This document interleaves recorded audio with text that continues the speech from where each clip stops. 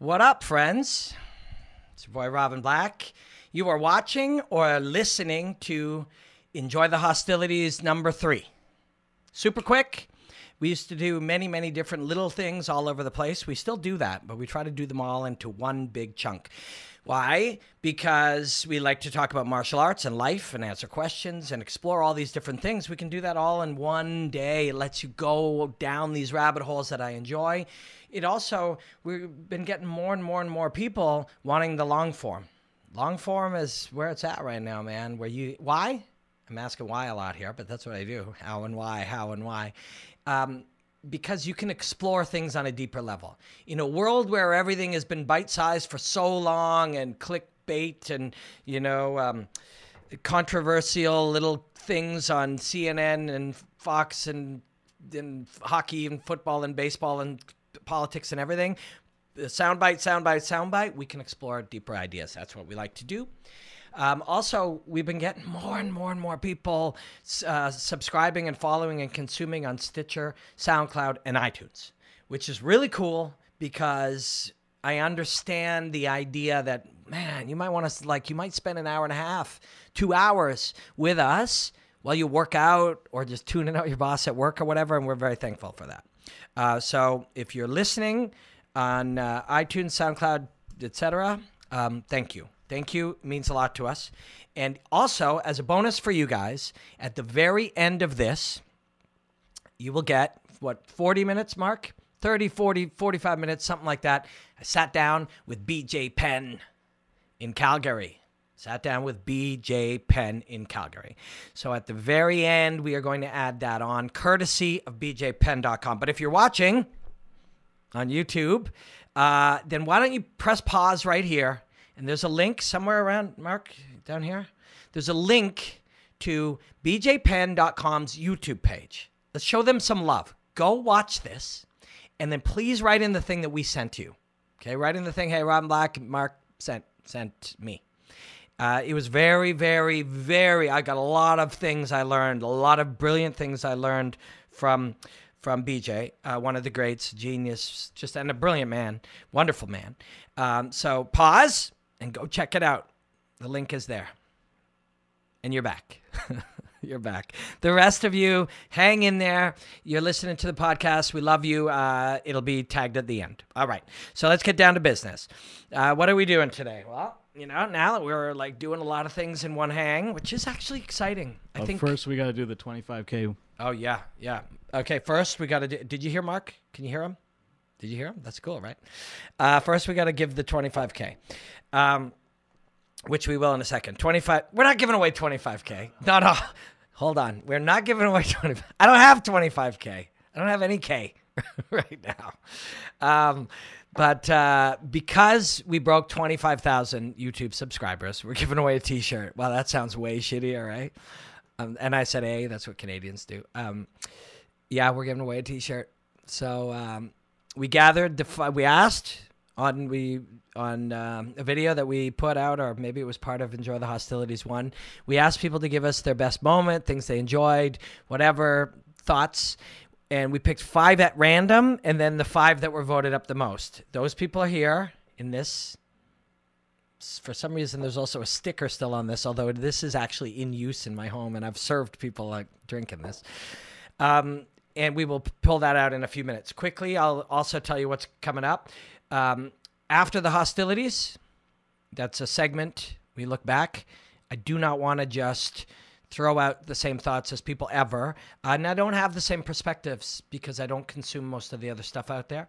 I think that's a trap. I think you can get caught up in the same 5 conversations. But we will look back at lessons that we've learned, valuable lessons that could be of value to us, even if you watch this a year after TJ and Cody, or if you watch this a year after Henry and Demetrious Johnson. Okay, so we're going to do that. Then we're going to take some questions, ask Robin Black, and then at the end, if you're on YouTube, but if you're listening on podcast, the end before BJ Penn's 40 minutes. Wow, this is going to be a big one today.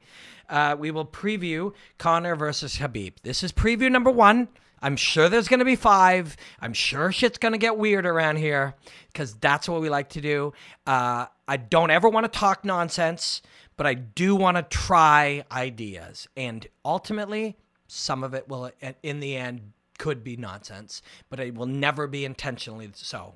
It will be explorative, and we will dig, and we will try to pursue something of value, something deeper than the obvious. And the obvious sometimes stops us from seeing deeper, okay? So we're going to do our best. So let's give away, should we give away 25K? We're not giving away 25K. We have no K. We have no K. We work hard, and we're growing slowly. Okay, so we got 10 people in here. So the winner we will announce, and then Mark will find them, DM them somehow on YouTube, because that's where this came from. I don't know what your comment was, but you are... And kids as something, toys and bones. Yes, Kids Adventures, Toys and Games. Kids Adventures, Toys and Games. Is that the site? Is that the person? That's okay. Kids Adventures, Toys and Games. You have won a T-shirt. T-shirts are available at robinblackmma.com. That's our website. Also shoprobinblack.com. We have 3 kinds. Mark will contact you or contact him. Kids Adventures, Toys and Games, and we'll tell you which of the 3 and your size, and we'll send it to you. Thank you guys so much for supporting us. 25,000 people is a lot of fucking people. It is, and you mean a lot to us. And that doesn't include the people listening. So podcast listeners, thank you also. We'll do some giveaways for you guys when we hit 30. There's also 25,000 people following me on Instagram at RobinBlackMMA. I'm putting up 1-minute breakdowns every day. All right, let's dig in. After the hostilities. After the hostilities, a little look back. And we're not just looking back and then restating the things. Not interested in that. And there's a lot of that. You don't need me for that. What we're trying to do is see if there's something else we can learn or a different perspective that maybe by living in a world where the similar perspectives are always being explored, maybe there's one sort of left unturned, or more than one. And not maybe, there always is. There's thousands of perspectives on anything. I had this I'm gonna before we dig into these fights, I'm gonna tell you a conversation I had. I did an interview for Sports Skida, or Skida is a part of it's a website in India. I have been working. I've started a journey of contributing analysis and commentating for Brave CF. Brave CF, Brave Combat Federation. You can find them on YouTube, Instagram, Twitter, and I believe starting September 21st, I'm going to be live there contributing commentary and analysis at these shows. That one will be in Abu Dhabi. And that's tremendously exciting. So I was doing an interview with a very large sports website in India, and we were talking about commentary and analysis. And they were asking me how and why I do it differently. And I said, everybody should do it differently. We're all different. We're talking about art or sport or whatever you want to call it. Why on earth, when there's thousands of perspectives, would we all say the same one? And the answer to that is Joe Rogan. Joe Rogan's the answer to that. And very quickly, and you can go look for it. Mark, can we add the link to their thing here? We'll add the link to this interview. It was a really cool one I did. Again, different countries, you have different perspectives. And so we talked a lot about martial arts. But Joe Rogan is one of the most influential people in the world. Okay? I'm sorry. I promised you this is called Enjoy the Hostilities. And we are going to talk about TJ versus Cody and Demetrious Johnson and Henry. Yes, we are. But this matters to contextualize it. And this is what you get with long-form stuff, as we can meander. So why does everybody see and talk about fighting the same way? Why do we all say more or less the same things? Why do, if you grab commentators from 27 organizations around the world, why do they all say the same thing? Is that all that's happening? No. It is because Joe Rogan is one of the most influential speakers in the world. Okay? Now, before I go into Joe Rogan, the commentator and analyst and genius, let's just support that statement. Joe Rogan is one of the most influential speakers in the world. Okay, just that statement. You know how we can support that statement? Just Google him or go on YouTube and put in Joe Rogan, and you will see What, hundreds of millions for sure. Mark, what do you think? What's more than 100 million? Trillion? I mean, shit. Like, some of his things have 10 and 12 million. So 100 million would be very easy to quantify. So Joe Rogan has hundreds of millions to trillions of people that have made the decision and the choice consciously to consume what he has to say. Mark just adjusted the camera. If you're listening on sound, you don't give a shit about that. But if you're watching, you're like, whoa, what happened? That was Mark. Trillions of people have said, I want to hear what Joe Rogan has to say on topics like sport, martial arts, politics, humanity, science, religion, you fucking name it. We want to hear what Joe has to say. So we live in a world, we use the term influencer. That's the term that people use to talk about people who sell T-shirts or get you to follow something. And don't worry, we'll get to talking about TJ and Cody in a bit. Joe Rogan is an influencer. He influences people. You know why that makes me happy? Because he fucking thinks, and he asks you to think, and he provokes thought, and he looks at things from multiple angles. If we're going to allow somebody to help us take options of ways we can look at things, Joe's a pretty fucking good one. Right? He doesn't push his agenda. And maybe you'll argue with that. If there are moments, you can use singular moments, but if you use the grand scheme of it, he's looking for enlightenment, and he's on a journey of discovery constantly, more and more and more, and he's sharing it with people. So as influencers go, one, Joe's undeniably one of the most influential speakers in the world, and two, that's probably a good thing in the world that we live in. We need less, this is the way it is, and more, why is it that way? And could there be another way? That's what Joe does. But now that we've decided, agreed, and we see, hard to argue, that Joe is one of the most influential speakers going, when Joe describes martial arts, when Joe describes combat, mixed martial arts, etc., he describes it from the perspective of one human mind and the experience and lifetime of that human mind. So Joe talks about fighting, talks about, you can use any of the examples of his perspective, and it's a beautiful one. Trust me. I don't listen to a lot anymore because I want to think for myself, but when Joe's on, I got to listen because he's brilliant. And a big part of it is he sees it based on his lifetime.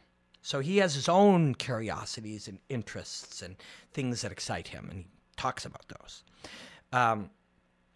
And another thing that you hear is his actual passion. So now when you hear somebody else commentate, it's a huge right hand, oh my God, that's crazy. They're just being Joe Rogan. He's influential. When he speaks, it influences other people. People imitate the way he speaks. Nobody's saying, I want to be like Joe Rogan, but they've heard this done so wonderfully and beautifully that they think it's the way to do it. It's not the way to do it. It's a way to do it. It's Joe's way to do it. And to constantly, everything is a huge right hand, and everything is power and precision. Oh, that was an unbelievable time. That's Joe. That's not commentary, right? So because of this, early on, we were lucky enough to have somebody near perfect and inspiring and influential do something. But he was so good at it, and you heard it so much that everybody just started doing it the way he does it, right? So as a result, everybody has a very similar perspective. You hear this when you watch or listen to mixed martial arts in smaller shows. Somebody will go to the ground, and the commentator will say, okay, let's see what kind of ground game he has. Let's see what kind of game he has off his back. That is one of 100 million possible thoughts you could have at that time. That's Joe's thought. You know why? His love of jiu-jitsu, his appreciation for the guard, his view that when that happens, that's not your game now, that can be my game. He's curious about what my game will be from this perspective. No matter how many times he said it, people still don't always see it that way.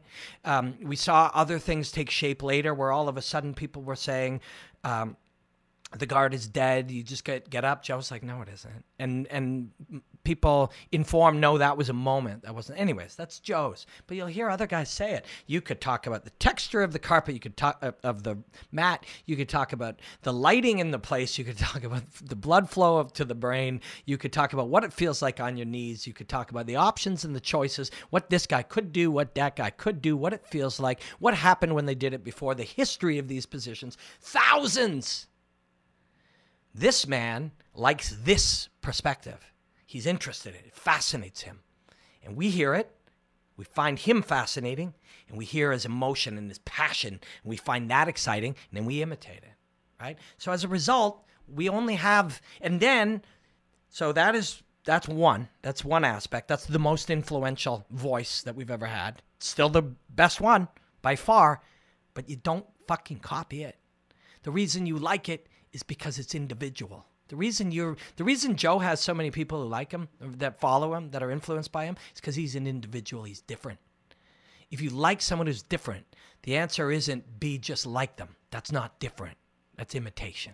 So the same thing happens. You have on different arcs, Ariel Helwani, very influential as well, very compelling, great speaker, great interviewer. Something about his personality and the way he interacts. And he has a passion for the story. He has a passion for the debate. He has a passion for the structure and title shots and all of these things. So he influenced. He became the prototype of the journalist, the interviewer, the drama guy, the guy who talks about all the things around it. And then people just started imitating him. He's interested in who deserves the next title shot. He's interested in how the pay-per-views were bought. He's interested in all these particular things, and then everyone imitates him. So as a result, we only have fucking 1,000 people imitating the perspectives of 2 influencers. And that's just fucking stupid. That's just fucking stupid. There's millions of perspectives, all of which we could take. So I'm sorry that I did what I do, but this is what long form is. This is what long form is. We're trying to explore how and why, and what if I get to the end of that and go, you know what, I'm wrong. This. Well, great. We're along for a trip. If we're not along for the formula, and I guess this is the root of it. I want to reject the formulas. They're old and they're dated and they suck. And people become bound by them. So we're trying to avoid the obvious. So why am I saying all of this? Why was any of that necessary? And the biggest reason, I think, is to reject what we think we know, or to reject what we think the conversation is. And that is a difficult thing to ask of any of us. I try to do it. This guy that was most influential in the world, he does it all the time. He doesn't lock himself into a belief and then defend it at all costs. The crazy thing is we do this all the time. And please don't take offense to this, but we do it with things we know almost nothing about. And then we fight about them. So I have seen some of the craziest comments treated as normal and discussed as fact about TJ versus Cody. Weird perspectives when if you decide to take as many as possible, and that we know very little. We know very little, and if we admit that we know very little, and we admit that there's so much yet to know, and that we'll laugh at our own knowledge in 5, 10, 20, 40 years if we're lucky to be alive, then we don't do that. I've seen people say that first, Cody has no chin. I'm just going to write down some of them off the top of my head. Cody, no chin. Cody, too emotional. Cody needs to go up a weight class. Did you see that one? Has that been? No, I've seen that. To go up a weight class. Cody, too tight. Cody, overrated. Cody, etc., etc., etc. Before we even he was headhunting. Cody was headhunting. Yeah. So before we even explore any of these, let's explore one thought. Why the fuck aren't we talking about TJ? Right? Like, I'm seeing 90%, and not that I, fixating on what people see. This is a mistake on my part anyways, but I was curious, and I was wondering, and I was like, and why aren't we talking about what TJ's doing? TJ beat that guy. He beat him. He beat him smartly and soundly and strategically and with talent and skill and technique. And if Cody has no chin, so TJ dropped, so the beginning of, before we got to that cage, dropped back, boom, just fucking drilled him with the right hand. Cody came forward again, he dropped back a second time, boom, drilled him with that right hand. Then he dropped back a third time, boom, drilled him with that right hand. And all of us have seen people lay out people with one of those. Many times. That happens all the time because the other guy's moving forward. He's tight. He's aggressive. He's driving forward. And the collision that takes place is the force of this moving automobile smashes into the force of that moving automobile driving down the highway. Guys get laid out like that all the time. We've been seeing it for the last 6-8 years as the game of drawing and planting and landing. It's these types of traps. The pressure fighters, Aldo and Barao being two of the best, they owned that era. We had to find an answer to the pressure fight, and this became one of them, and it changed the game. So we see guys get laid out with that. If Cody has no chin, then TJ punches like a little girl. And I don't mean to be rude to like 8-year-old girls, but they don't punch as hard as professional fighters, right? Like what I mean, right, Mark? Like if guys get knocked out with one punch all the time in this position, if you're going to say, and we're going to talk about what no chin means too, but because this is what we do. We don't want to explore the same things. We want to talk about the questions behind the questions, the reasons behind the reasons. But I mean, if you can knock a guy out if everybody knocks people out with one punch, if you see it all the time and it took him 3, if Cody has no chin, then that means TJ punches like an 8-year-old girl, right? Yeah, it would have been the same situation when Anderson landed the jab on Forrest. That would have been the case. Yeah, if he had no chin. Why would it take 3? And even after the 3rd, we will criticize the other guy's ability to take punishment. I think one of the things was like a lot of people say when Cody gets hit and he gets rocked, he has that 1,000-mile stare. So people, I think, associate that for some reason to having no chin or being chinny or being susceptible to it. Just this moment, right? Like 3 drills in a world where we see one of them, that means he doesn't, I guess this guy just doesn't hit hard. I mean, that doesn't make any sense. But while we're there, and why am I talking about these things? Really, I'm always hoping for change, right? I'm always hoping for change. I really am. And I know that's hard. And I know it's not always wanted. I know it's rejected. And I know sometimes people are like, get the fuck out of here. We don't want change. We just want to go with this. But I can't help myself. But chin is a slag. It's not science. Like, that guy's got no chin is stuff that people used to say, the coach and the team, they would say that to get under his skin or to, like, be rude to him. This is not science. This is not fact. This is not a measurement. Like, I've got a 6, but TJ's got a 9. Like, this is not Dungeons and Dragons. You know what I mean? Like, we don't have a sheet of attributes. And this is perpetuated by conversation. Like, the more we act like that's a thing, and people be like, of course he's got a chin, it's the last thing to go or the first thing to go, or look at Chuck Liddell, or like, you'll use 1 or 2 examples, but those 1 or 2 examples do not factually tell this story. If a guy gets hit too much, or some can get hit, these are all just platitudes and shit that people say. How you get hit varies with every shot. And someone's a soft, gentle one that just for some reason, like you hit Brock Lesnar, the right person hits him and he falls down, and the wrong person hits him, and Shane Carwin hits him in a different spot, and where are you at that day, and how much fluid you have in you, and yes, how much abuse you've taken in your life is one of the thousands of variables, and how you're moving when you get hit. How you're able to move, how tight you are, where you're moving, there's thousands of things, thousands. So at one time, Edson Barbosa, people were, there's a lot of questions about his chin. But then Khabib hit him, 200 times? So Khabib hits like a... Do you understand what I'm saying? These things don't just work, in moments. He's got no chin. Like, that's not even a real thing. But people would argue, of course it's a real thing. Why? Because you were told once it was, or you've heard it for so many years that you think that's true. This is what I'm trying to get at when I'm talking about the influence of even a brilliant perspective that's only a single perspective, or the influence of hearing something long enough that you think it's true. Of course, everybody knows that you got a chin, and when you lose it, you lose it. Here's many examples. It's just not fact. It's not fact. It isn't. You get a neurosurgeon and a long experienced boxer, and even if you want to believe that's so, when they say, yeah, well, this guy fought 900 times and never got knocked out, but this guy at 22 years old has no chin.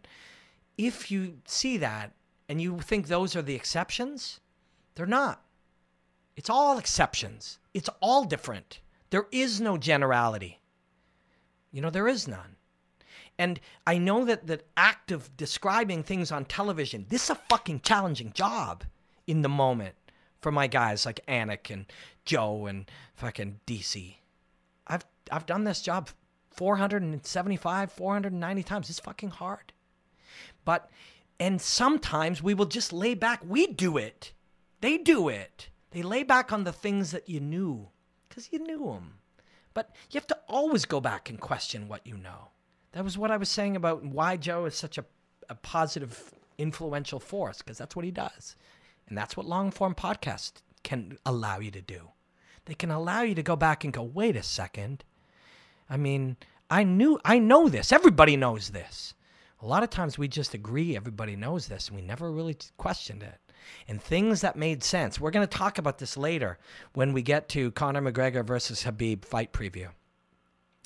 Sometimes the things that are, you got to push it. You got to push through plateaus. They're hard. If we say, well, wait a second, the idea of a chin, or once you're shot, or you can only take so much damage, or some guys take punches better than others, or any of these television generalities, if we go back and say, well, that's not necessarily so, well, now we got work to do, and we have friction, and we have trouble, we have stress. We want to make our world, all of our world, as easy to understand as possible. That's normal. That's what it is to be a human being. And we feel comfort when we find out that that's that. Okay, he hits hard, but his chin held up. That's easy. But it also stops us from going further. Accepting the easy, the shit that people have believed always, that stops you from going further. It stops you. It prevents you. And then you prevent yourself. So, and we could do that with every single one of these things. And we make these statements. That kid's too emotional. Now, if you're making that statement and you couldn't get his emotions in check, or he gets too wound up with this guy, if you're making that statement and you're 20 years old and you have no particular training in performance or fighting or self-control or mindfulness or study of self, if you have none of that, then why would any of that, why would that make any sense to you? Because full out, or why would that be a knock? Or why would that be an explanation? That's true of all of us in all time. And again, it is not an attribute. Because if it was an attribute that Cody was an incredible performer with confidence through the roof that could not be, shaken, which is what we would have said after he beat Dominic Cruz. Go watch that fight. Go watch him fight Dominic Cruz. And then pretend you don't know anything else and tell me about Cody's confidence, about his comfort, about his, what's the word I'm looking for, where you're relaxed in a situation, or you're poise. These are the words we use. So tell me about Cody's poise. Watch that fight, pretend you know nothing else. Tell me what is the poise of this young man? Well, it's this. Okay, since we believed it was that, now that it wasn't that, on August 4th, whenever that fight was, 2018, the other weekend. Well, that means this is some kind of flaw, or something went wrong, or he was too this or not enough that, or he doesn't have it anymore. No, this thing, his fight with Dominic Cruz, was not permanent. It was not a set attribute. This wasn't who he is. It was who he was that day. And how he fought TJ the first time was who he was that day. And how he was this weekend was who he was that day. We're all like that. One day someone cuts you off and you smile, and the next day they cut you off and you scream and you want to kill them. One day your wife or your girlfriend or your mother or your neighbor says something nice to you and you're so appreciative. The next day you ignore it because you're distracted. We're humans. We're not things. We want to, his chin is this, his poise is this, his confidence is this. None of that is true. None of that is true. We're all plastic and malleable. And that's good news. Because if something isn't quite going the way you want it in your life, through effort and learning, self-study, the application of effort, you can change it. And when it's going really well, and then later it doesn't, you can study what was different about me. And is there some way that I can control or shape my performance to maximize my likelihood that I perform at my best? That's the truth. At least the truth as we know it so far about performance is that the more information we have and the more we do work, it's emotional labor. It's fucking work. The more we study ourselves, we study our preparation, we truly understand the truths, and we assess them, and we're honest about them, and we deal with them, right? So when we compare the two TJ fights, they're two different fights. The result was the same. And people will, and again, in our list of things that we will try, we need to explain this. We will say, well, he didn't make those same mistakes. He didn't move his head here, and now he's doing that. They're different fights. They're different nights, and they're two different Codys and two different TJs. And you're a different you now than at the beginning of this podcast. And you're going to be a different you. You're one now because you've changed. You're always changing. We're always changing. We're always gathering information, and we're always shaping who we are. And that's what is going on here. Cody, so I just had a random offside thought, but we mentioned my friend Ariel earlier. He pointed out somewhere. So I'm using his, somebody passed on a stat that he had passed on. So I haven't fact-checked this, and I'm sure there may be some variation on it. But somewhere in there, it was either him or somebody else, at the top of that style of journalism, said that immediate rematches of people who lost the belt, that there's been almost nobody win. Have you heard any of this, Mark? So that you fight and then you rematch me right after. You lose your belt to me and rematch. Now, we have Joanna Jędrzejczyk and we have Cody Garbrandt in modern, recent, right now history. I can't think of any. There was Anderson, but that was a freak accident because he broke his leg. But he didn't win either. Exactly. Second time. I mean, those are the three recent ones that come to mind, but they didn't win. Now, how could that be? Why would that be? And when we say, well, confidence or shaken, whatever, those are things we say, but do we really know what they mean? And the effect of losing, which we may not be able to yet define exactly. We can define physiological effects. There's a rise in cortisol, a drop in testosterone. We can define some of the experiences, if some experience depression or loss or whatever. I've seen this in, the 475 shows of 5,000 fights I've commentated. I've seen this. People lose, and they want it back right away. They want a do-over. But it isn't a do-over. You're not the same person, and neither are they. Even Robbie Lawler fought, I think, Jake Allenberger after he lost to Hendricks in that title fight. Yeah. That wasn't an immediate rematch either. He needed a little bit of time to recover. Yeah, and get exactly. back. So Lawler did not fight him right after. He did the right, smart thing. If this is so, that doesn't mean it's so forever. It means something's at play here that needs to be examined. These people can change these things. This is real. Like, sports psychology is a science that has been studied. And you go back on the YouTube channel, we got David Mullins, good friend. He's worked with some of the highest people, and I've studied with him sports psychology. And we have, it's documented, we have a number of good psychology PhDs that we talk with a lot. I saw Tracy Trudeau in Calgary. Dr. Joel Lapata. How are you, Dr. Joel? Hope you're good. I saw him very briefly in Winnipeg or in Toronto after our show. And Dr. David Klonsky, we chat with him all the time. These are, and we ask these questions, and we get slightly different observations, all based in science, with just a little twist of questions that are. This is all real shit. Otherwise, could be a statistical anomaly. Why does everybody lose? They get an immediate rematch. But they're different because every single fight is different. Everything is a fresh environment. Everything is an individual moment in time. But you're different.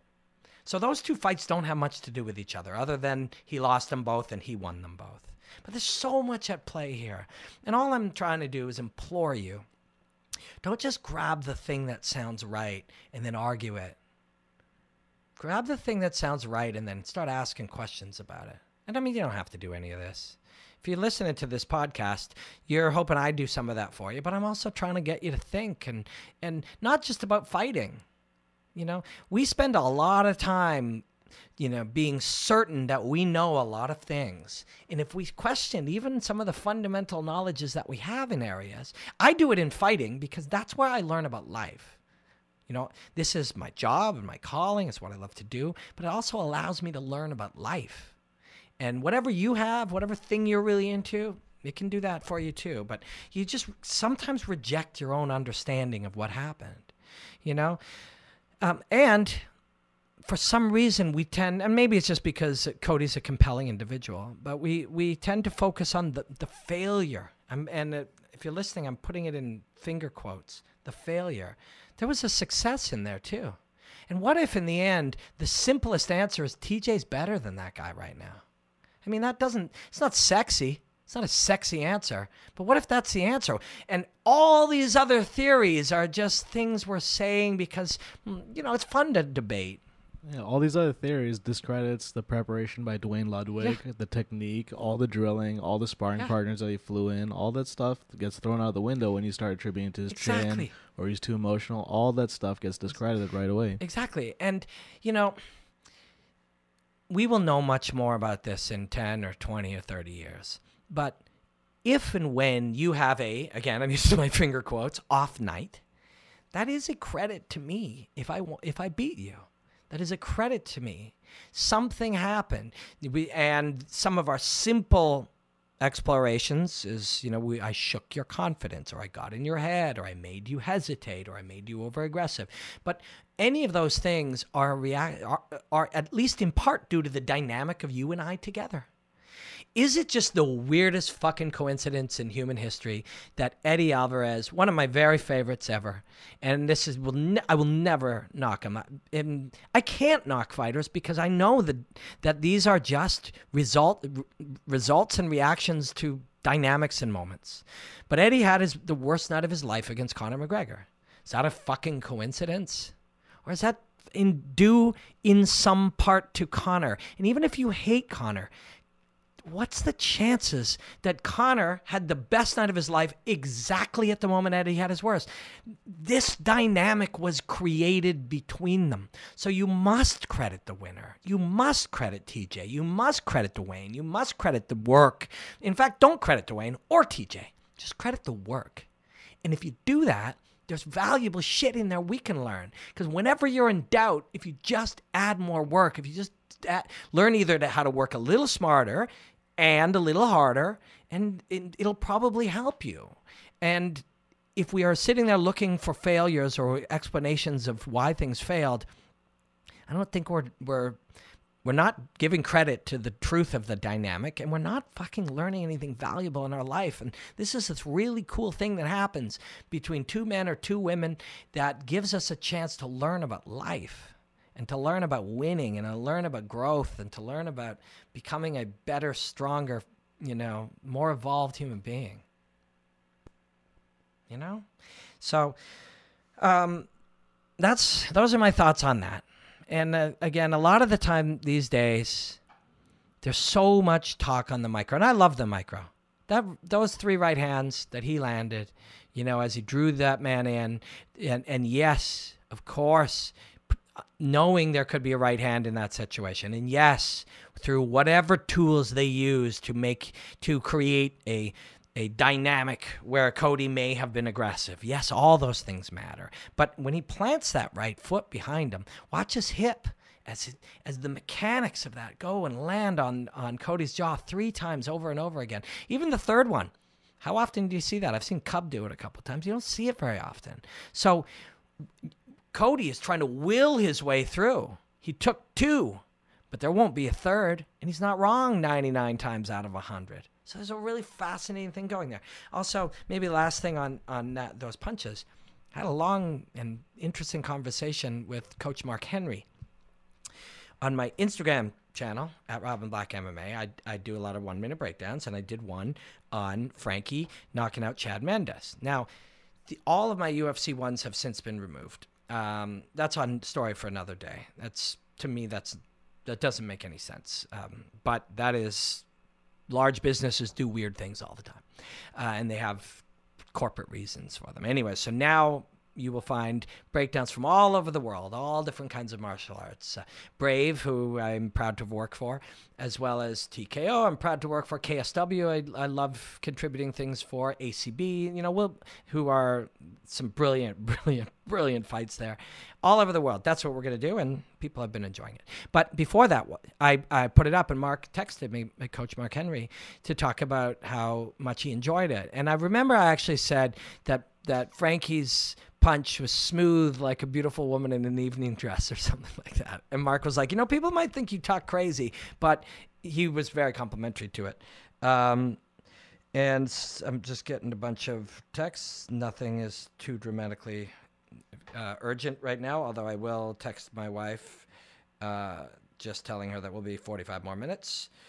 But Mark, I pointed out that Frankie took a wide lane, a wide track outside of Chad's punch, and Mark and I discussed. He said we trained that hundreds and hundreds of sessions, so thousands of shots, and he said what they noticed was that Chad took a wide track, so they were going to take an even wider one. So he would use the wide track to get to your chin, and Frankie would have an even wider one where his chin was even further, and his hand was even further, so from his chin to his knuckles to your chin was all strategized in such a way that they would miss. So there were lines of traffic, his traffic and your traffic, and it was by design.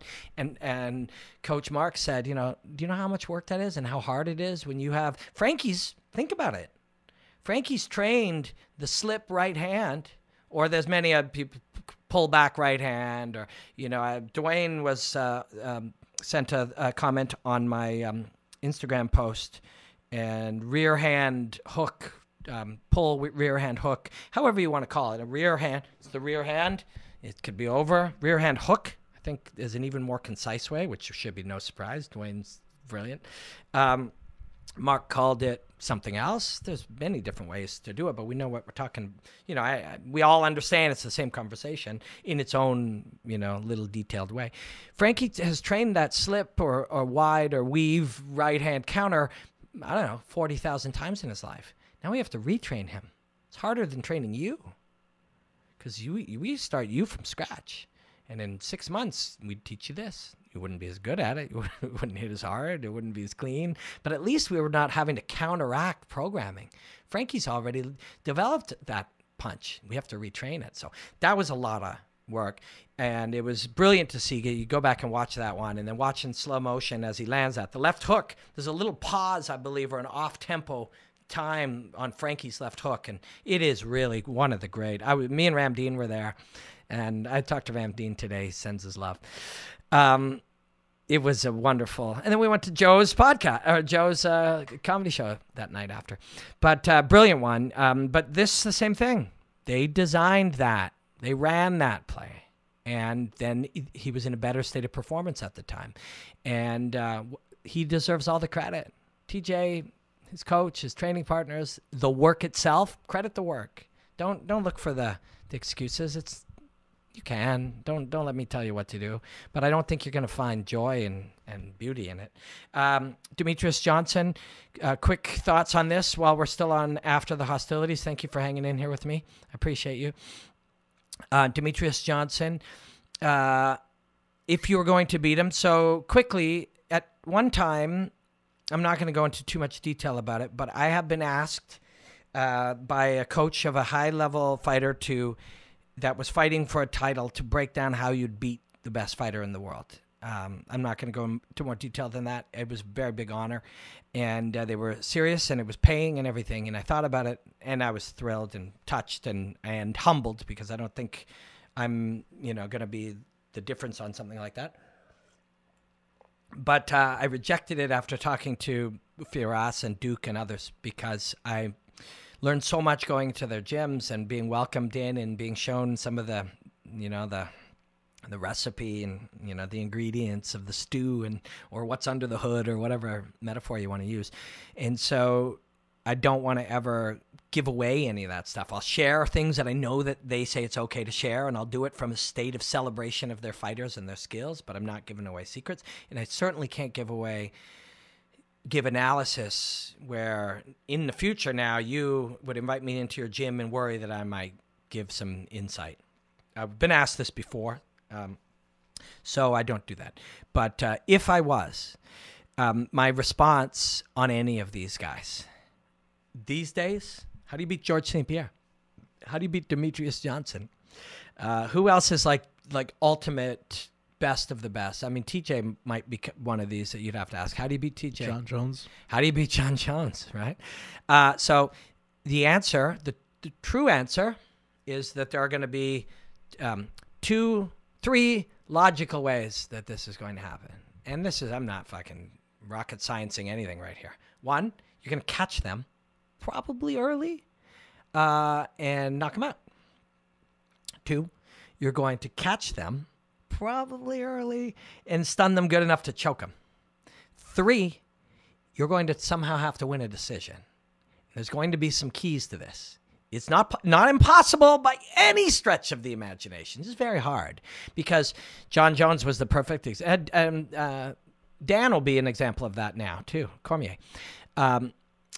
With John Jones, Cormier, the first time, and Gustafsson, they almost did exactly what I'm going to describe here.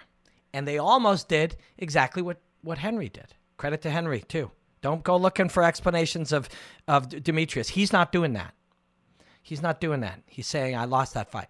I'm going to tell you quickly this insight, and then I'm going to talk about judging and those things quickly, and then we will move on to some questions. After that, we will move on to very short, because my brain is getting tired, very short analysis of the beginning of what we're going to look at with Conor versus Khabib, and we are going to go in depth over the next 8 weeks.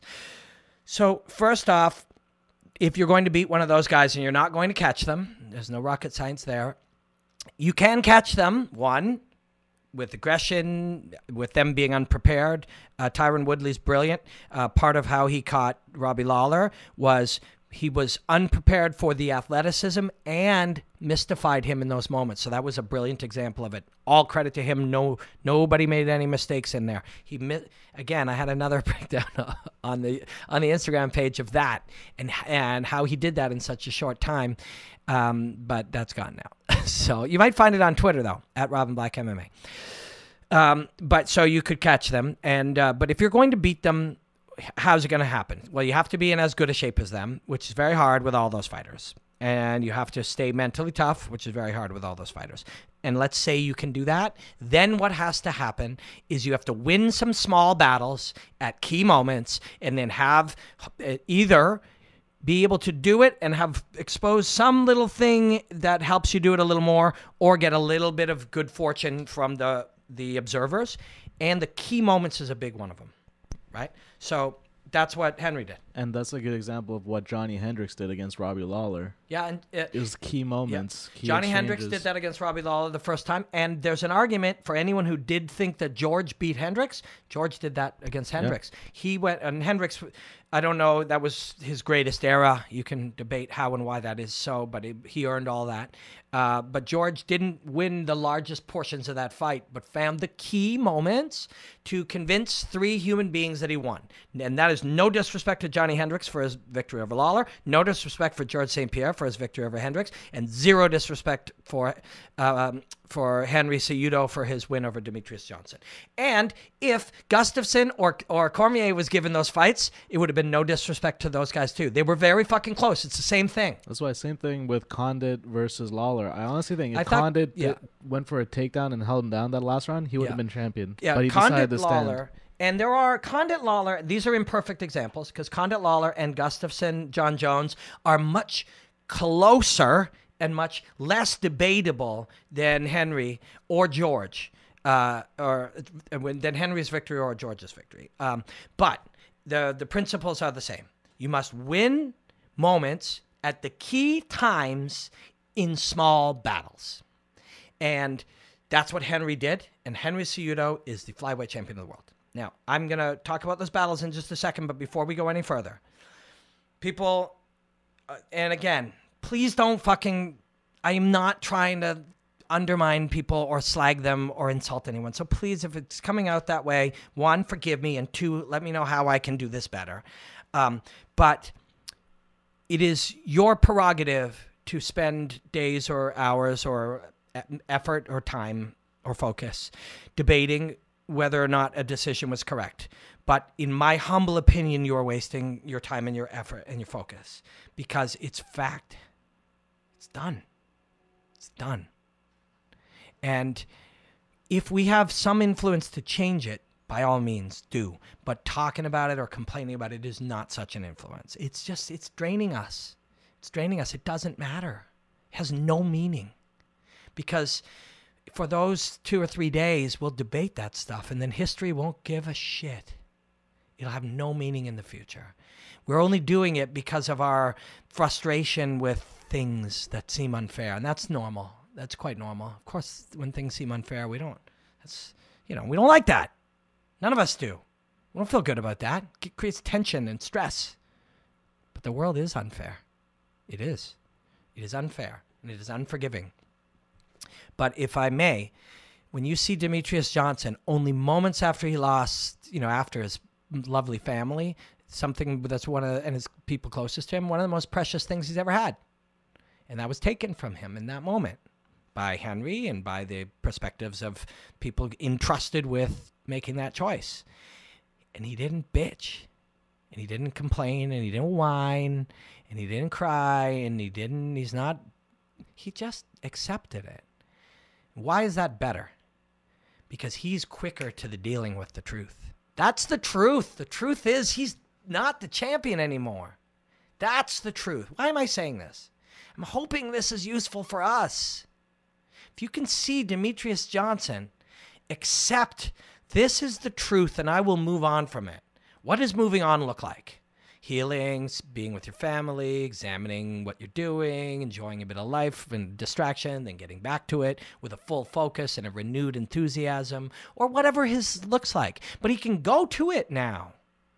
Fucking seconds later, that man accepted that. We need to learn from these people. These are some of the greatest performers or athletes or artists, whatever you want to say. There's a lesson. Did I not? Okay, no. I thought I might have knocked over some juice. There's a lesson there.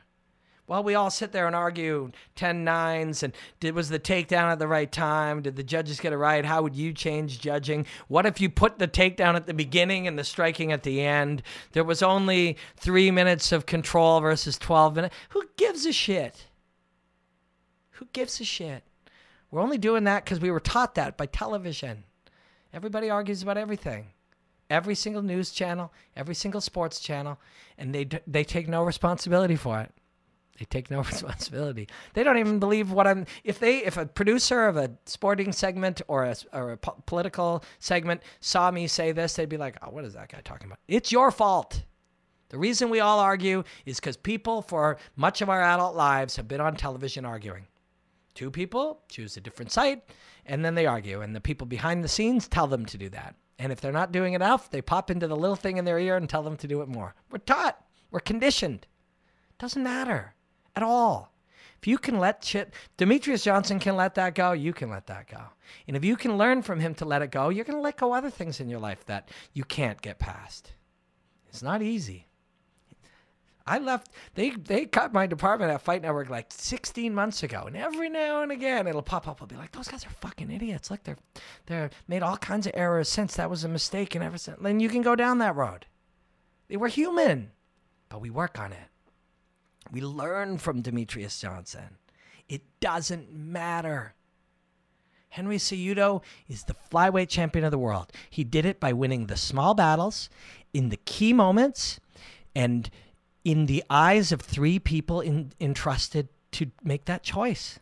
He did exactly what he wanted to do. He won. He won. Did he earn it? Yes. Because earning it was winning the small battles at the key moments to influence the opinion of the people entrusted with deciding it. That shit's done. It has sailed. Is he better than Demetrious Johnson? I don't think he is better than Demetrious Johnson. I don't think... I really don't yet, but he's getting better all the time. He's talented, fucking hardworking, brilliant, focused, skilled, tough, strong, big, committed. He's all these things. But I think Demetrious is one of the greats ever. But on this night, was he better? Yeah, for this purpose, he was. This is a fucking sport. If it was me and we could remove these things, these guys would fight forever until one of them gave up or somebody stopped it because they were too hurt and they couldn't continue. Or they were out. That's it. That's not it. Would there be 12-6 elbows? Yeah. Would there be kicks to the head of a down opponent? Yeah. Would there be punching and scratching and hits in the groin? Yeah, there would.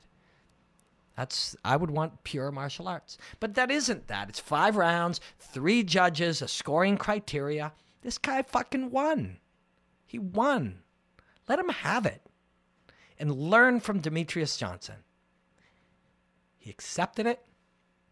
And why is that good? Because he can focus on the future and not be tormented by it. I've seen this.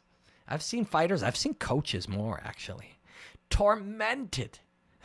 Weeks later, they're sending fucking emails and protests. It's never going to happen. Did this guy win? This guy won. How did he win? He won the small battles at the key moments in the eyes of the people entrusted to make that decision. He's the champion of the world. Good on you, Henry Cejudo. You earned that. You did it. Good on you. Questions. We're going to take a few questions. I'm sure this segment has been fucking like long, but it's been a while. We haven't been here, and this is a treat for me to be able to think out loud. We're going to Ask Robin Black. So welcome to Ask Robin Black. This is a segment in Enjoy the Hostilities 3. And we're going to answer a few questions. I'm not going to answer super many here because a few of them are about Khabib versus Conor. So I'm going to just move those over to segment 3, which is fight preview number 1. Khabib versus Conor, fight analysis or fight preview number 1. And if you are listening on SoundCloud, iTunes, etc., just stay with us at the end. And courtesy of bjpenn.com and their YouTube channel, we will put up a unedited 45 minutes or thereabouts interview with me and BJ Penn, which was a thrill for me. So Ask Robin Black. We take any questions. I'm thrilled to get questions of all different sorts, and I'm thrilled to answer them, and I appreciate them because they give me different ways to have a perspective. So I got a question about at Telvin Kipapa. Is Dwayne Ludwig as a coach? We're going to answer that in the next segment. And no, we're not. We're going to answer that now. Sorry. We're going to answer this one. Thomas D. Farley. Will we see the Celtic Cross demolish the Russian in 1? I think McGregor stops him in 1 or 2. Khabib will find it hard getting in safely with McGregor fighting long from range. That will be in the next segment. So please, if you're watching this now, go find it. And if you're hanging with us on the long form podcast, well, we'll get to it. Okay, we'll start. There's another Conor. And that is going to come up later too. So let's start with this. At Snook Matthew. Get Ben Askren to the UFC. Not a question, just a bandwagon I want everyone on. Okay, let's have a quick thought on that. When somebody's like one of the best in the world and your organization is about the best in the world, I don't know, is that still fair to say? I mean, is it though? That's what they say. But is it about really the best in the world? Or is it, we know it's about a show a lot now. That's the truth. We know that to be true. So is it really even about who's the best in the world anymore?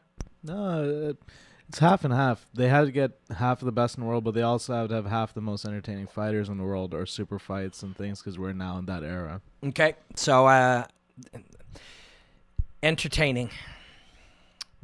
So we talked earlier today about how things that we know to be true, maybe if we examine them, they're not true, and that allows us to learn new things.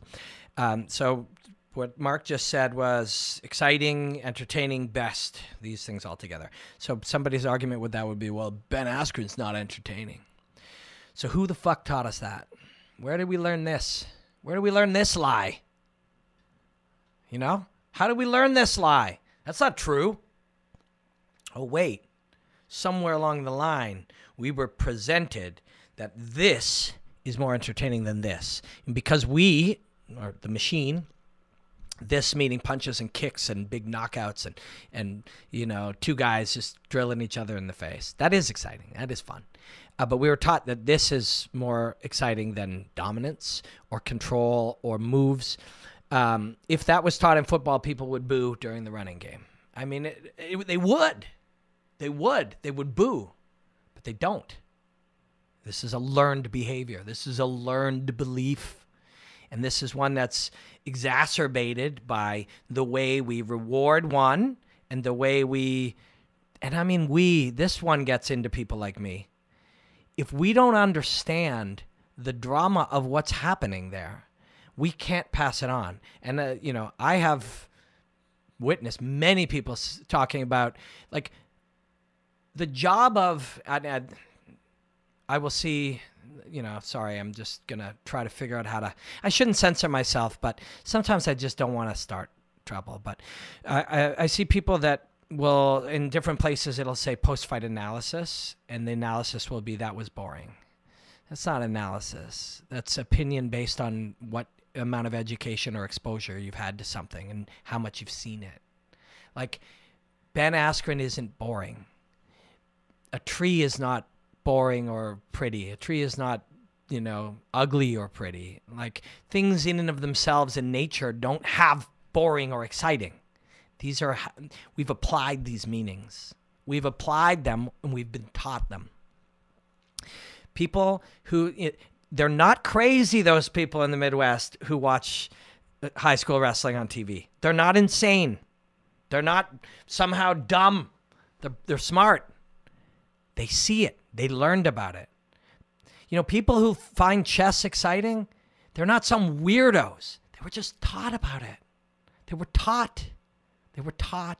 It was shared with them by somebody who passionately understood it and presented it in a way that they could go, wait a second. Poker is actually a fairly big sport on television in Canada. It's on, I work over here at TSN. It's owned by Bell. And then there's another company called Rogers, and they own another sports channel. And they do really, from what I can see, really good with poker. Poker was once not a sport anyone watched on TV. All they did, the only thing that changed that was they made the table clear and they put a camera under it. Why? Because now you understand what's happening. Oh, shit, Mark's got a 2-7, and there's a 7 on the board, and he's got 2 7s, but I've got, a fucking royal sampler. I don't know. That's a Homer statement, royal sampler. But all of a sudden, we could see what was happening. I guess 2 or 3 cameras. That was it. Poker didn't change. Poker didn't fucking change. Our perspective of it changed. Our knowledge of what was happening. Our understanding of it. Yeah, it made more sense. It made more sense. And I know you can say to me, Robin, wrestling's boring, and when he's on, oh, nothing's happening. Fucking poker's boring, but we made sense of it. And then it was cool. People love it. Then people started playing it. All of a sudden, this poker explosion, what was that, like 2006, 5, 6? All of a sudden, poker became this huge thing, and everybody was getting into it. It was fun. They wanted to play it and try it, compete in it. Just change the perspective, man. That's it. Fucking put a camera down by your balls and looked up at the cards. That's all we did. And then, put them on the screen. Now, when there's a position of dominance or some kind of control or some kind of giant move that's going to change everything, if we could plop that on the screen or explain it in such a way, it's not easy, but a lot of the choices that have been made over the years, and this is not a knock on the UFC or Bellator or, fucking any fight show, but it's easy to make the easy choices. But then they catch up to you in the long run. If you tell everyone wrestling's boring, instead of doing the hard work to show them the fucking cards that the guys have in their hand, then later there you are with an audience who believes what you said. Or if you say, this is what we celebrate, the biggest knockouts and the craziest moments, well, then you need all those. And eventually people are like, I don't want to fight like that. I don't want to have then people start saying, well, Cody's got no chin, because you sow this, you plant these seeds. So it's a lot of work to do, and it's hard work too, because it starts with wrestling's not boring, and then you have to deal with the answer. It's like, well, Robin, you think anything's great, or well, you don't watch fighting the same way as other people. Yeah, I know, and I'm trying to pass little tidbits of that along, but people don't like change too much now, less than ever it seems. So changing how somebody sees something, that's an uphill battle, man. I try it all the time. I know it's worth it. It's not easy. But anyways, if we do it, all of a sudden you'll have to have Ben Askren, because we wouldn't be telling these lies about how he performs. That guy's a genius. That guy's brilliant. That guy's incredibly talented. He's smart. He's scary. He's abusive. Powerful. And he adapts well. I mean, you look at, everyone thought he was a boring fighter. He couldn't finish anyone. Goes to one championship where knees are legal. And his whole style changed to be more aggressive, and he was a finisher ever since then. Knees legal on the ground changes a lot of things. For someone who specialized in folk-style wrestling, that's gold. Yeah, exactly. So then, last thought on that. At some point, and I feel a connection to Ben Askren, because every fucking day, and I'm not rolling my eyes at you if you do this. In fact, I'm very thankful. It's very kind. Sometimes it just perks me right up. But what is it? 6 to 20 times a day, depending on what else I've shared that day. Why isn't Robin Black in the UFC doing commentary? This guy deals with that every day. He doesn't know the answer. I don't fucking know the answer either. Some asshole somewhere doesn't think I should be. And he or she thinks he or she knows more than those 1,000 people a year who say that. That's it. Ben's dealing with the same thing. Ben's is actually harder. I have metrics saying that I do a good job, that lots of people like it. Ben has some nebulous opinion that one or more people say, oh, he's boring. Also, some people are just pig-headed. If you said no to him long enough to say yes, you have to change. You have to be willing to change. And you have to be willing to go, yeah, the world changes and I change and my opinions change. And not everybody's willing to do that. But once you get to that point, trust me, Ben loves his performances over there. He loves the people over at One Championship, as do I. The work I've done with them and the back and forth that I've had at different times with them, we still have conversations about me doing work for them. I've even considered moving to Singapore to work with them, because eventually you're just like, what are you supposed to do after a while? How many thousand of those tweets do you want to get? Till eventually you go. And as it happens, one thing, meanings change all the time. The UFC belt does not mean what it meant when Ben Askren first wanted it. It means something far less. Does he stick it out and just keep fighting through so that one day he might have it and you say, well, see, I set out to have it and I have it. Yeah, but now it doesn't mean what it used to mean. It doesn't mean what it meant. When I set out to want to commentate the UFC, there was, I think, only Joe. Yeah, there was only, I think. There had maybe been like bits and pieces others. But I mean, at that time, saying, I think in 10 years I could do this, that was a huge thing. Now, if there's 6 or 8 or 9 and more shows and stuff, doesn't mean what it meant, you know? Ben winning the UFC welterweight title now, when Colby had one version and Darren Till's fighting for the other, that's not the same as when it would be go beat George St. Pierre. I think that's what that would be more meaningful to him, just to fight George St. Pierre on its own. Forget the belt, for sure. That would mean more to him, and it's a bigger feather in his cap. Guaranteed. Fighting George would be a bigger thing than that belt now, and that's not being knocking that.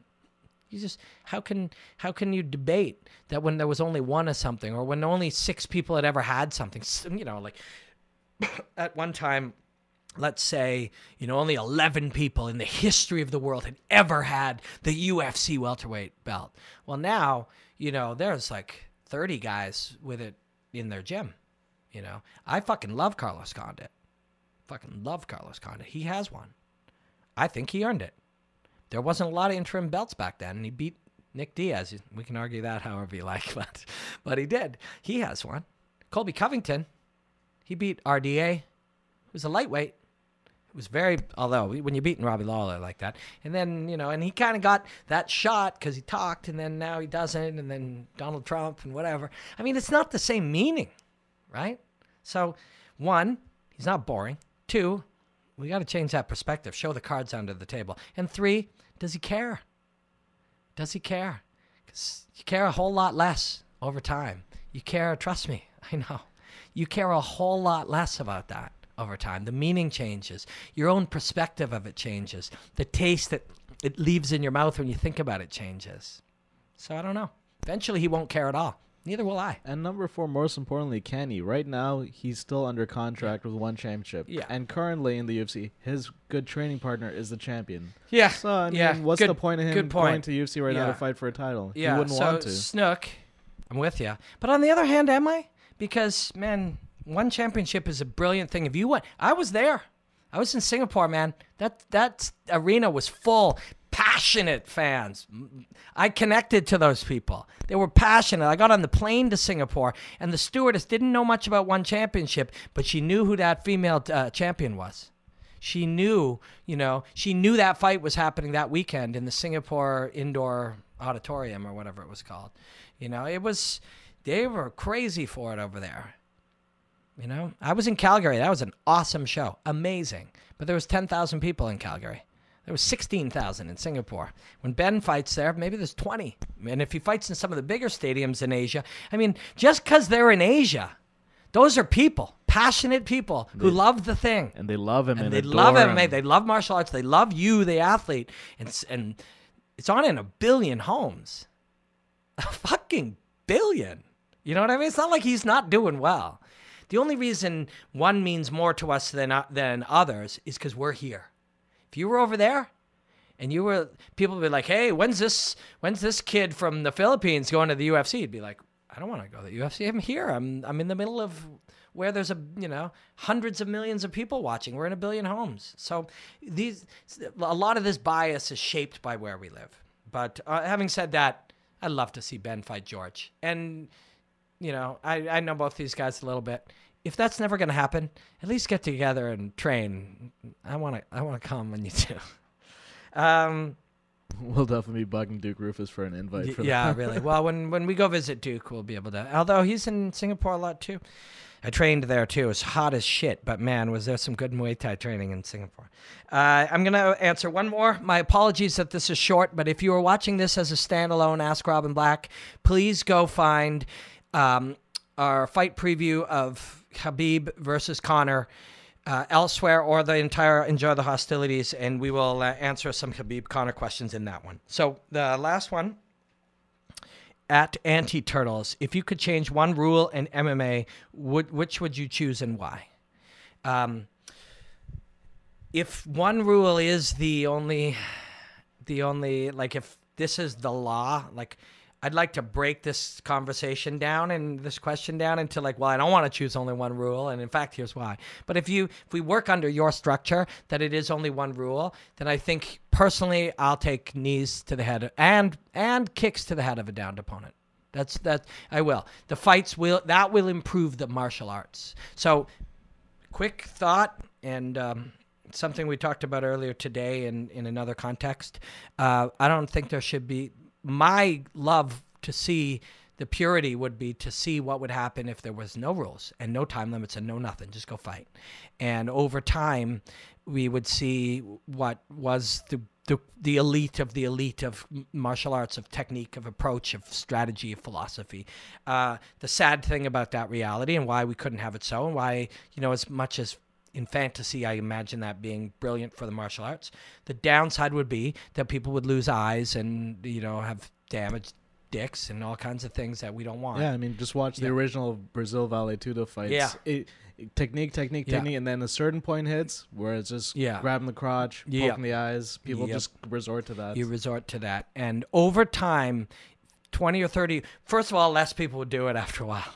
And that's not good for the growth of it either. But over time, fights would take place in a way that would minimize that, because you'd have to shape your training, your coaching, your knowledge acquisition around preserving these things. You can't go blind. You can't lose your penis. You can't have these things happen. You've got to shape your fighting around that. And that would happen in pretty quick, in years. But unfortunately, in those years, once you're losing eyes and dicks, we can't have that, right? So that's why it won't happen. But anyways, one rule, kicks and knees to the head of a downed opponent. What would be so fascinating about that is it would change every position. Now I'm in turtle. I gotta protect my head, and usually guys will take the waist and they might control inside the leg, or they'll maybe control my ankle, and they will try to drive their hip in and keep a hand and punch me, and I can block it. I can roll out of it. We saw somebody Demetrious rolling out well, and there was someone else even on that card. I learned that from Claude Patrick like in 2008. How and when and stuff to do that. Man, I've had some great teachers in my life. But that, if you happen to be in Toronto, Claude teaches in Mississauga, elite MMA, I believe. Man, that's correct. Yeah, it's always been one of, and that's years ago. I haven't trained with him in years. His thought process was so brilliant, and he still is. While I'm at it, if you're in Ottawa this weekend, I'm doing a seminar breaking down fights for the purpose of training at New Era Combat Sports in Ottawa. But, and we'll be doing more of those in the future. But, kicks to the head of a down opponent, any position. So the turtle, I'm controlling you. I jump up and kick you in the head. I would do that all the time. At first, your answer would be roll to your back. But over time, they would develop all kinds of new things. Maybe you move towards it. If we would really need to train that timing, that the moment that happened, I move towards you. So you end up getting taken down. All of a sudden, a whole new thing starts. Turtle, bad, because you get kicked in the head. You jumping up to kick me in the head, bad, because you end up on the mat. Me jumping up to try to counter to take you down ends up bad, because you pivot out and kick me in the head again. Like the new arms race of how all of these positions would change would just be so fascinating. And it's rough. It's a rough one. But if I can get kicked in the head standing, it is a rough one. It's also interesting seeing applied in women's MMA. Like recently, Ryzen Mew Yamamoto fought, and she used the knees to the head beautifully. Yeah. She's good. I've called a lot of her stuff in deep before. The knees are maybe a start. Maybe we start there. Because when I do think about it, and this is what I love about exploring these ideas, when I do think about it, man, we do still want to protect these fighters. So, if we were like, well, we can't have people losing eyes and dicks and stuff, we certainly can't have people getting bad concussions. Are we still going? The battery died out, but I'll swap it out. Okay. We can keep going? Yeah. Well, if the battery died, how are we going? Oh, the audio's still going. Oh, the audio's still going. Well, then we'll just jump in with a, hey, sorry you missed stuff. But anyways, that's the rule I would change. But let's wrap up Ask Robin Black. We will do a ton more questions next week on Ask Robin Black. And we're going to move shortly, Mark is changing the equipment. We are going to move into the first fight preview of Conor McGregor versus Khabib. We're going to be doing a lot of these. And are we going, Mark? Podcast listeners, please bear with me while I welcome back our YouTube peeps. YouTube peeps, sorry if we lost you. We were talking about kicks to the head of a downed opponent when power went out. These are things that happen. But we're back, and we are now going to move on to the next segment. Fight preview, Conor McGregor versus Khabib Nurmagomedov. I was about to say this is going to be short, but I say that all the time, and often it isn't very short. But a couple of things we're going to do here. One is establish that it is our job to go further. Now, to do that, we may explore some things that are crazy. We did that with trying to make sense of how a mixed martial arts fighter could possibly beat the best boxer in the world, and we explored many bizarre things in search of something of value, whether that being disproving an idea or that being exploring something in a new perspective that would be valuable for us in the future. That's what we do. It's not for everybody. If it's not for you, or even if it's not for you, you might find it amusing or you might find one thing in there. But in this case, where do we start? So I've got actually a couple of questions that I carried over from our earlier segment, Ask Robin Black. The first one, and so let's just throw these out here, and then let's discuss the first layered talking points. Now, why do we do that? Because we know what they are, right? Go on Twitter and go in a group or any discussion area and go in a group of people who like fighting and watch it and consume it on, a basic to a upper mid level, and you'll see these conversations. And what we want to do is figure out how we can go deeper, because these conversations are often ultra limiting.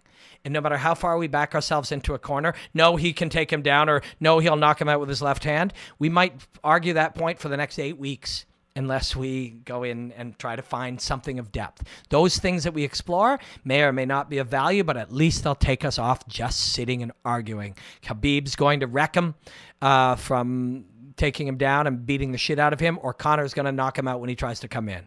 Or Khabib has his chin up, or Ally Quinta hit him coming in and Michael Johnson hit him in, or Conor can't wrestle. I mean, if we just want to argue with that and you find some type of enjoyment, I'm not sure that you do. You might think you do, but if you do find some enjoyment in just arguing with people, sticking with your side and then arguing with somebody for the other, have at it. But this gives me great tension, and and I don't like it, because I just don't think all we can do when we do that, and once we put something in the sand, is just start throwing out things that support us and finding voices that, Shab said this and Joe said that, and but Ariel in the interview with this guy said this, and just trying to point these things at our already existing belief. Or, well, you see what he did with Mendez, yeah, but did you see what he did with like these? We can do that over and over for the next 8 weeks, but I don't want to do that. I want to try to find something else. But we're going to get 2 quick questions, and you're going to see these questions happen. Now, also, if you do look back at any of these ones where there are cut and dry talking points, once a new one gets introduced, people start parroting that one. Angles. Oh, man, there'll be different angles, or,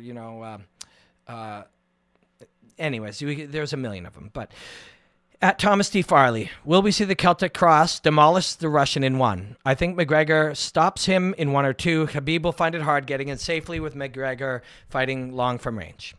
And then another one at D. Alvarez77_DN. What do you think Conor has to do to nullify Khabib's takedowns? And do you think Khabib can survive Conor's excellent boxing and take him down? Okay. Now, couple things. Thank you for your questions. I appreciate you. We're 8 weeks out, I think. So these are a good starting point, because we're all talking about this. I'm working on a seminar right now, and for my friend Crew Jeff in Ottawa, and one of the very first places we are starting is Maurice Smith versus Mark Coleman. UFC 14. UFC 14. Go on Fight Pass, pull up Maurice Smith versus Mark Coleman, UFC 14. What year is that, Mark? Mark's going to check it out. UFC 14. We just did UFC 227. Why am I bringing this up? Well, one, it is a similar dynamic. Things have changed. That was in 97. 1997. So that is 21 years ago. Some things have changed, you know. Maurice Smith is Conor McGregor. He's a hard-hitting, you know, striker or puncher or kicker or kickboxer or whatever. And the other guy is a dominant, physically strong wrestler. And my issue is, go watch that. And if we're just going to have the same conversation, and we are right now, we're having the same fucking conversation. Winner gets the title shot. Like we're having in this case, the winner is the champion. Because Tony got, anyways, that's a whole other thing. Are we just going to do this? And 20 years from now, same thing? Can he stop the takedowns and can he take the shots and take him down? Can he close the distance and get him down? Or can he keep him down? Is his wrestling and his boxing? It's the same fucking thing. My issue isn't that, you know, it's a variation on the same thing. My issue is that there is so much more. We're 20 years smarter. We're 213 UFC pay-per-views and whatever, 300, like how many Fox and 180? Like 150, 180. Yeah, so call it 180. So it's two. So we got 400 cards. So we got 4,000 fights. We're still fucking saying the same thing. And we're giving a shit about that argument. We were watching that thing earlier. The keys to victory is the exact keys same to thing victory that we see. Was the fucking exact same thing. Or attributes. He's really strong, good wrestling, crazy power. 20 plus years. Yeah, 20 fucking years. Go watch it. Go fucking watch it. We've been programmed. We've been trapped. We're slaves to the formula. We have to fucking break the formula. When you do it, it's not easy. People will mock you. People will say, why don't you just say fucking striker versus grappler, Steve? But look for it. What's happening? And what else is at play? What's happening in the dynamic of their mind? By the way, and you're going to see this quoted, and you're going to see this example. Don't worry. It'll pop up on all kinds of other places now after we've brought it up. UFC 14, Mark Coleman versus Maurice Smith. Don't worry, you'll hear it on podcasts. It'll be brought up. Nobody's going to say, oh, by the way, Robin Black mentioned this, but that is still part of the fun, is bringing out something, letting it percolate around, and letting it be examined, and letting it be an example, and then come out. But it's the same fucking conversation, presented the same exact way. Is there anything else at play? Incidentally, Coleman was undefeated at the time. Coleman was undefeated. Of course, there is a million other things. How the fuck can we be here 21 years later and presenting it exactly the same way with a board up that's saying this guy's a good wrestler? Like, we have fucking let this audience down. And UFC, I'm talking to you, but I'm also talking to myself. I'm also talking to anybody who does jobs like I do, or anybody that does jobs has podcasts or does analysis. All of us. We have fucking let these people down if we are having the same exact fucking conversation 21 years later. And we are. Bored guy, great wrestler, really powerful, ground and pound, something. And then the other one, fast hands, moves his feet well, knocks out everybody, Celtic cross, range management, distance management. I did the breakdown on Conor McGregor probably 2014. The first one, no, I'd done some of him before, but kind of a big one. And in fact, the three things that I said were his game at the time were distance management, which wasn't a buzzword at the time. It wasn't a normal discussion the way that, all the things we talk about are now. It was just, it was out there. I'm sure, like, I didn't invent it, but it wasn't a fixated, part of the conversation at the time. And then the flim flam, which was, so we'd keep the range, and then we'd mystify him a little, play with him, whether that was for psychological reasons or to make him guess or to make him hesitate, and then the Celtic cross. That's 4 years ago. It's my job to fucking find some other shit to talk about. Some other things. They got to be real, or they got to be potentially real. Then we either got to prove them or disprove them, or we got to bring them up. We got to look at them. And this little conversation right here is my pledge to you to do that. And some of it you will think is stupid, because that's how these things are done. One nugget will come out. One little nugget will come out of an... I did 6 or 8 hours of trying, because when McGregor and Mayweather were fighting, people said, he can't win. Why not? Well, he's a boxer. He's the best boxer in the world, and he's not a boxer. And that doesn't matter. That doesn't have to matter if you change the way you look at it. And they'd say, yeah, but this is boxing. And I'd say, well, there is no such thing as boxing. It's just a collection of beliefs based on training and practice and trial and error, and building on knowledge on knowledge on knowledge. And if you look back somewhere and we were incorrect in any knowledge, well, there's a little hole with which to find a seam to go and do it. Now, the fact that guy lost and was defeated in the 9th round doesn't mean it's still not possible. That night, it did not happen. But is it possible?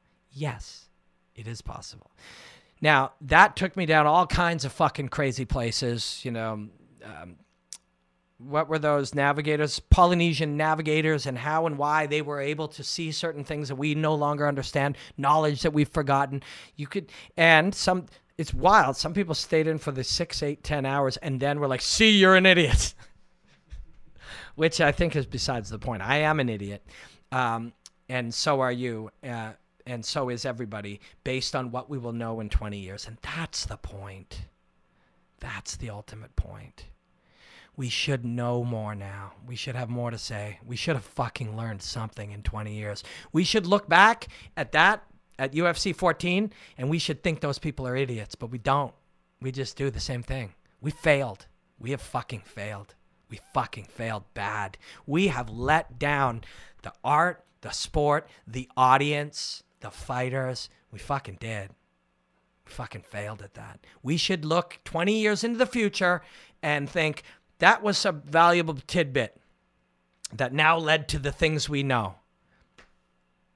Not now, not this stuff.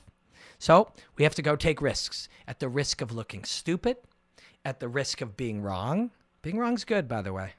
Being wrong is very good, very valuable. Teaches you a different way, lets you see different options, points you on a different path. It's valuable. It's useful. The only way you will grow is explore things and try them and see where they'll get you. Be wrong and then learn from that. Or be right and build on that. And then later, you'll look back and that thing you were right on with new information, now it's wrong. Right? This is what we do. And this is what we're going to have to do here. We're going to have to do it. We're going to have to find some new language. We're going to have to find some new ideas. We're going to have to find some new things, because I'm embarrassed. I'm fucking embarrassed for a lot of us. I'm embarrassed for the UFC. I'm embarrassed for every single one of us. I'm embarrassed for every one of our fans. I'm embarrassed for myself. I'm embarrassed for my friends. I'm embarrassed for everyone who works in this sport. When I watch UFC 14 and I watch fucking Maurice Smith against Mark Coleman, and I see the way it's discussed, and I see how little we've grown since then, classifying the same shit. See a striker or a grappler. Who's got better wrestling? How's his takedown defense? Come on. What the fuck? We failed. We have failed miserably. And I'm not going to fix that. I'm as big a part of it as anybody. It's all of us. I'm as big a part of it. I deserve massive amounts of this failure when I look at that. And I'm just going to do my little part and hope to present some other thoughts, some other ideas, starting next week. The way that I did, mock it as much as you want to, but the way that I did when we tried to figure out, is it possible for a guy who's never professionally boxed or did it once upon a time to beat the best boxer in the world? Yes, it is possible. Didn't do it, but it's possible. Because if we say no, it isn't, well, then we're done. If we say yes, it is, we'll keep looking. And you know what's possible? It's possible to fucking find something else here. It's possible. And it isn't all compartmentalized, larger, bigger dissectings of what we already know. It isn't more categories. It isn't. That's our failure. When you watch baseball, The people who love baseball, more stats, more stats, more stats, more stats, more stats. Because at the time, stats was how they looked at things. And it shaped actually how they even played baseball and how people acquired teams and built teams and put together lineups and made strategies. It was a stats-based world because that's how people started consuming it, and so it just grew. This one's a categories-based world. Somebody will land a left hand and they'll go, oh, amazing timing, unbelievable precision. He had fantastic footwork. The head movement was unreal. His range management was tactical. And we'll just add more categories. I ain't doing it either. It's not fucking doing it either. Just can't add more. I think it's overly complicated bunch of mumbo jumbo for people that either are fully in the know or they're not. What we want to do is simplify it. I want to simplify it. It's not going to be easy, but I will take the challenge. At the risk of looking like a complete fucking idiot, mostly only to people who don't know anything about fighting. Because what you do when you go down this road is you go to depths that people are like, what are you, crazy? It's power versus chin. Everybody knows that. It's wrestling versus boxing. Everybody knows that. This guy's an idiot. I'm willing to take that. I'm willing to take that. I'm willing to take those shots. I'm willing to take that liver shot and that kick to the groin because I feel this is important.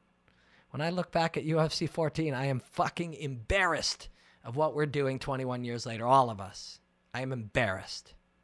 How the fuck we learned so little and innovated so little is deeply embarrassing to me as somebody who takes pride in this job. So we will take that on, head on, and we will enjoy it, and we will take whatever comes with it because it's worth doing. So my friends who are listening on our various platforms, we love you. Stay tuned, and you will hear me sitting down with the great BJ Penn right now. And those of you who haven't watched that, please go on over and see our friends over at bjpenn.com's YouTube page. Please tell them we sent you. And until next time, enjoy the hostilities, my friends.